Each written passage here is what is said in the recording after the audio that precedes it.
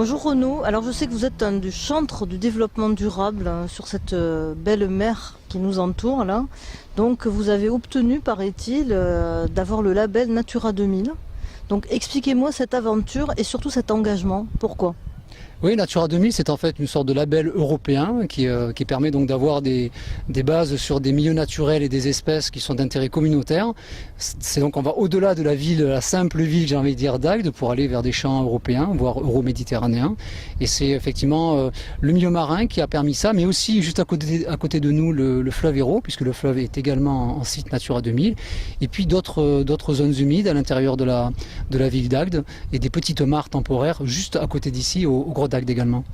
Donc ce que vous êtes en train de me dire, c'est une intrication très étroite de la mer et de la terre, avec aussi le fleuve, donc on peut dire qu'on est quelque part sur une zone intermédiaire. Oui, je dirais entre terre et mer, entre mer et terre. Voilà, de la mer vers la terre, de la terre vers la mer. Le fleuve Hérault qui amène tous ses limons pour enrichir la mer Méditerranée. Et puis à l'inverse, donc cette mer Méditerranée, chez nous avec beaucoup de basalte au niveau des fonds marins, mais aussi des richesses sous-marines comme les posidonies, comme le coralligène, qui font tout l'intérêt donc de ce site, cette imbrication de milieux côtiers, parce qu'il y a aussi des dunes, du sable, des zones humides avec des étangs d'eau douce au salé, pas très loin d'ici. Un vrai petit territoire avec vraiment une multiplicité de facettes en milieu naturel et en espèces de faune et de flore. Donc ça veut dire que pour le tourisme, enfin un tourisme vert, un tourisme culturel, c'est un atout considérable. Et vous pensez que ce n'est que comme ça que peut se développer le tourisme ici ? Alors c'est un véritable atout. Alors nous ici, nous sommes nés d'une histoire. L'histoire, c'est une grande station balnéaire. Celle où nous sommes ici au Gros d'Agde. Et effectivement, la suite, l'avenir, c'est d'aller vers plus de développement durable, vers une meilleure prise en compte de l'environnement, vers l'écotourisme, ce qu'on appelle aujourd'hui l'écotourisme. On a une formidable île, l'île de Brescou, qui est entourée d'herbiers de Posidonie, où des bateaux viennent s'amarrer, où on va mettre en place des mouillages justement pour aller dans un sens du développement durable. On a également des falaises volcaniques pas très loin du Cap d'Agde. Nous avons un petit peu plus à l'intérieur la réserve naturelle nationale du Bagnas, qui est un étang où on peut visiter, regarder les oiseaux. Oui, c'est un atout aujourd'hui incontestable, je pense, pour l'avenir de notre station et de notre ville. Donc l'héliotropisme pur et dur, c'est fini. On se contente plus de venir et d'avoir le ciel et la mer. On a besoin d'avoir un arrière-pays, on a besoin d'avoir une nature préservée, on a besoin de savoir d'où on vient finalement.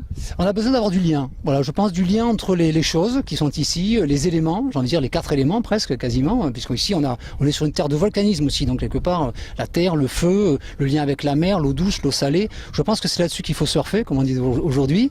Et en même temps, voilà, nous sommes aussi un endroit où il y a du sable, où il y a le soleil, et il faut aussi en profiter. Je pense qu'on peut faire les deux à la fois. Alors vous m'avez dit que vous étiez né de l'autre côté de cette Méditerranée, même si vous avez grandi ici.